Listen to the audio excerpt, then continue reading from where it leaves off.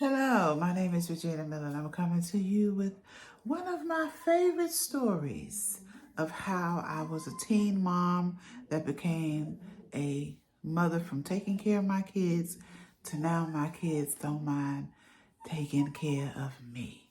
And not literally taking care of me, but my children decided that in 2024 we would get together and we would live together again as a family and share and grow and learn and build our family empire that we call the Winner Circle. The Winner Circle is of a mother and two phenomenal children serving our country. Fortunately, I have my baby girl who was able to join us here at the Winner Circle headquarters because she is now retired from the United States Army. And we just thank God for that. That is a story that I will come with later of how I was a Army mom. And that was not easy. Being an Army mom was not easy. But I will tell that story. That story will be up on my YouTube next. But today we're going to talk about how a mother with two children single-handedly could still be worthy of her children after 35 years later. It was a long journey getting here. Only God knew that this day would even exist, where the day would come when I would enjoy my children as adults. I remember being in my probably 18, 19. And one of my prayers, because I love to pray to God and because He is my outlet, one of my prayers was, God, I want to live to see my children grown women. And at that time, I know they were very young, maybe 6, 7 years old or less. And it was so fun, having girls and putting dresses on them and just doing the motherly things, protecting them, making sure mentally they were okay. Because that's what you do with girls. You make sure that those girls are mentally okay. Because if they're mentally okay, they can fight the world with or without you. And that was always my concern as a single mom. I'm the only parent. What happens if something happens to me? What state of mind would my children be in without me? And truly I can say at this day, I'm 51 versus that 19-year-old prayer, that I can say that my children have exceeded every one of my expectations of them. And I owe it all to God.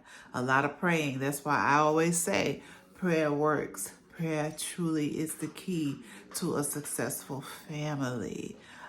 Being a teen mom, self-employed mother, working in my salon day after day tirelessly. But I was doing exactly what I wanted to do and what I loved. I will say that, make sure that you're doing exactly what you love in your career. Because when you get up, it's fun, it's games, it's not, oh my God, I got to reach this 9 to 5. Oh, they want this out of me, they want that out of me. What I put into my salon is exactly what I got out of it. Success. And I was not the best hairstylist, but I was a great business owner. And I knew how to get people in and out of my salon every single day and make a living for my children single-handedly. I had a few relationships along the way that didn't stop me nor my goals. I was always a focus-driven woman. If you came into my life and you was not focus-driven or had a purpose, I removed you. That was my thing. Because I, for one, didn't have time for it, and I didn't need anything blocking my blessings. My children's father scared me half to death when he walked out the door, and that was the only and last scare that I would get from a man. And I told myself that. And when you put things in your mind and you keep them there, that's what you live by. And so any man that came into my life after him, it was a opportunity. And if you took it or you didn't, but If you was not focus driven and purpose filled, I removed you from my family. Two, meaning because I didn't want for my daughter. It's bad enough you would have been a person to lie to me, but I didn't want my daughters to look at any situation that I was in and thought that it was okay. And so when I felt like, oh, this is a problem mentally for my children, I removed you. And I had no remorse in it because that was my family. You see what I'm saying? And I'm saying my stories, so people can learn that sometimes in relationships, you get with people from other walks of life and it's not your walk of life. And you either gonna get together and make something of it, or it's gonna be the total opposite.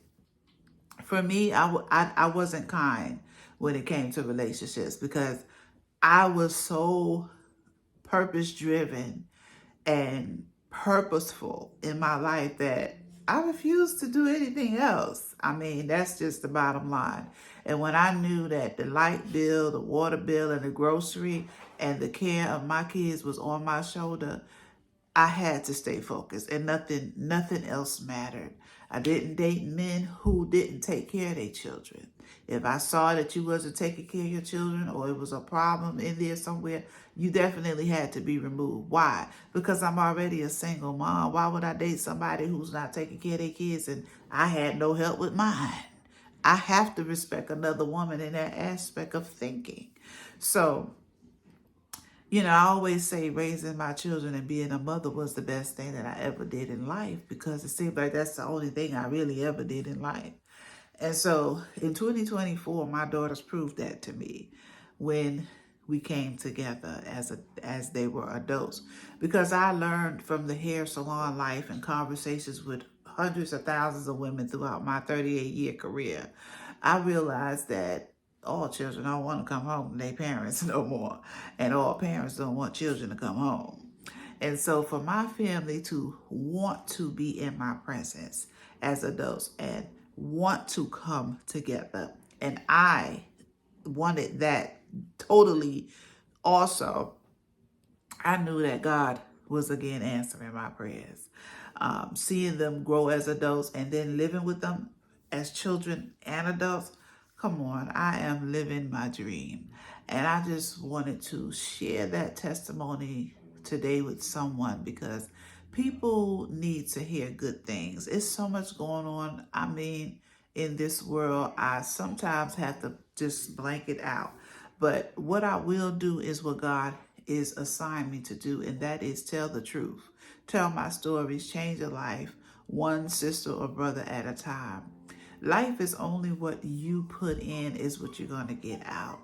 I decided a couple of years ago that, what I want, what do I want? What does Regina want?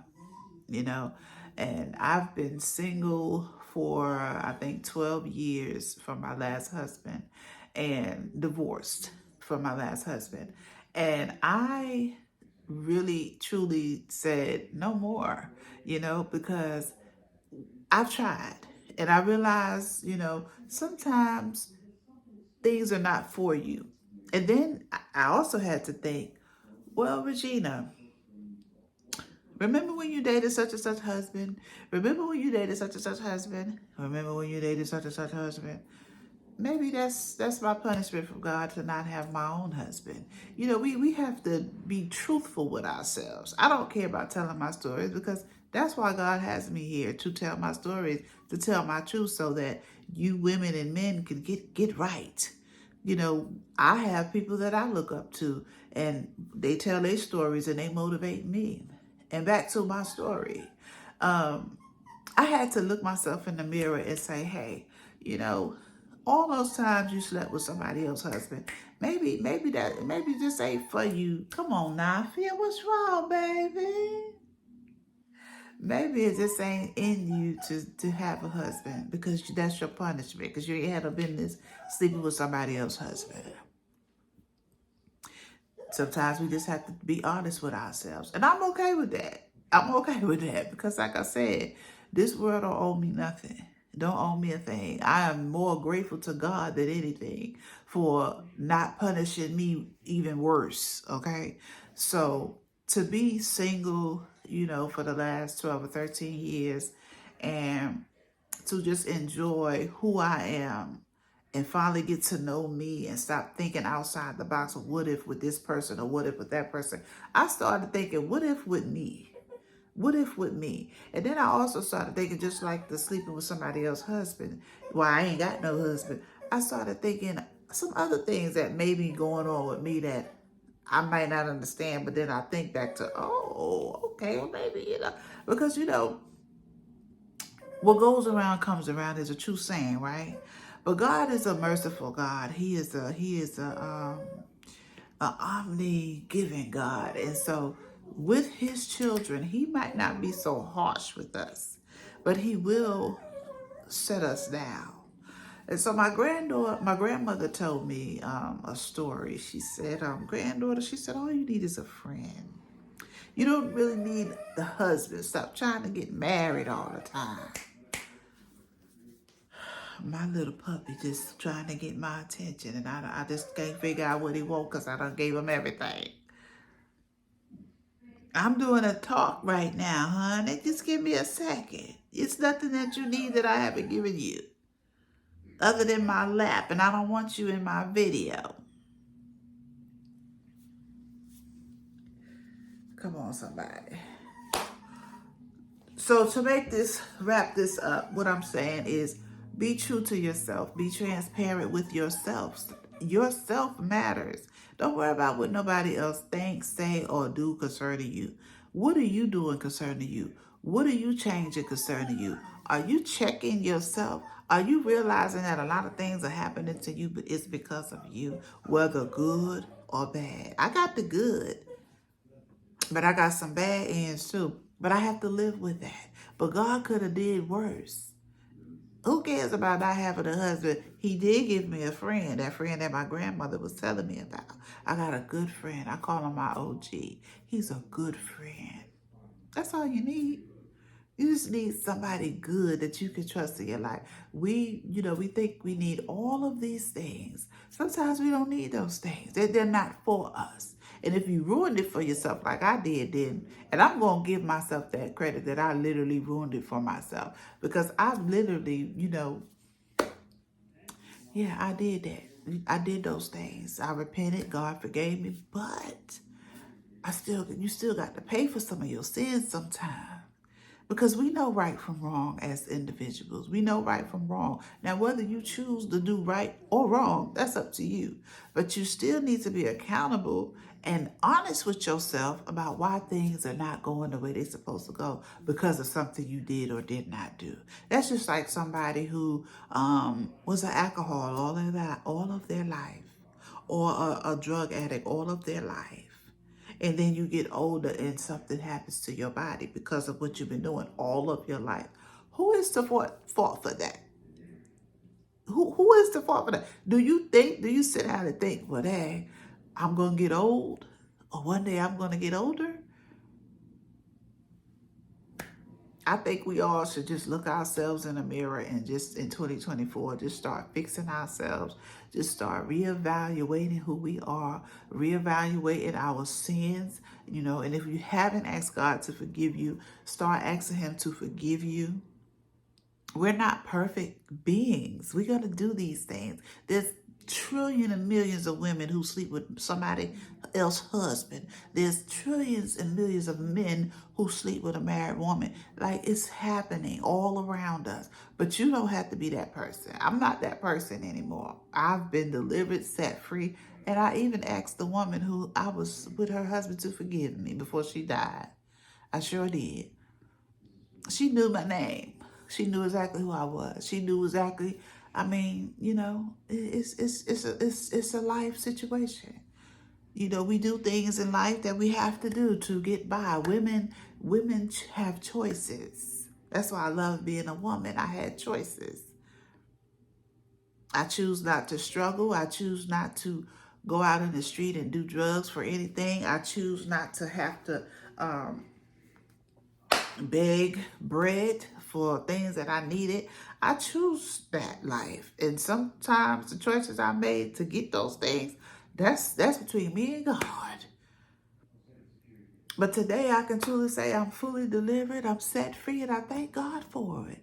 And I remember one time when my mother was preaching, she asked a few people to come up. I can't think exactly what the service was, but I went up and I told the church, I said, yes, I slept with a married man, and I understand that's why I can't keep a husband. And do you know, after that service, it was about 20 women at church came up to me and said, oh God, that's my story. That's my story. That story you told, that's me. I did not believe that God was using me. And I'm talking about this was probably 15 years ago. I could not believe that the women in church came up to me. Women I knew. I did not know. I did not know that they would. I did not know. Y'all see them single women in church? Honey, them the ones, honey. I did not know. I just, they look happy. They look nice. I just thought they was happy with life. Yeah, they was happy with somebody else's husband too. But here I am. I'm the younger version of them. And see, but God has always used me in that way. He always used me to go up to the church, go up to the front of the church, go up to the. I've always, since I was a little girl, been challenged to go up to the altar, and I've never been afraid to tell my truth, never. And so that particular day, I said, because I've been married 5 times. And, it's not that I'm a bad person or the men are bad people. There's some things you just ain't going to get in life when you sin. And so, yeah. Yeah. That woman probably really loved her husband. She probably really was praying, Lord, what's going on? That woman probably was really, just like I know the Lord, that lady probably knew the Lord. And I was the wrong one, though, because that was her husband. So I got the punishment. When I wanted to love somebody and get a husband, God said, remember you did that? And we got to own up to our sins. We got to be accountable, and that's how you heal, and that's how you be forgiven, and that's how you be set free. Now you might not get a husband no more, but at least God gave me a friend. I got my OG. He didn't just leave me. He gave me somebody I could talk to, and that's all we doing. Okay. And I feel I said, Lord, you just you really got me, but I'm okay. I'm alive, and I thank God for it. Okay, I thank God for it. He at least gave me a friend. He said, well, I'll give you a friend because you're worthy of a few things, daughter. You have repented. You have lived a pretty good life. You ain't just out here sinning. But when you did, I got to get you for that because you knew better. And I'm just here to tell some sister or some brother, let's just be accountable. I'm not here to say do or not, go or stop. I'm just saying, look yourself in the mirror and try to figure out why that thing happening to you the way it's happening to you. And sometimes we got to look back into them things that we blanked out in our childhood when we was 19, 20. That stuff still matter. Okay? So I love y'all, and I'm going to keep coming back every day with a story and a testimony with it, because I'm going to use myself. I'm not talking about nobody else. I'm going to use myself, my stories, my testimonies, my situations to help somebody else. I got enough. I ain't got to talk about nobody else.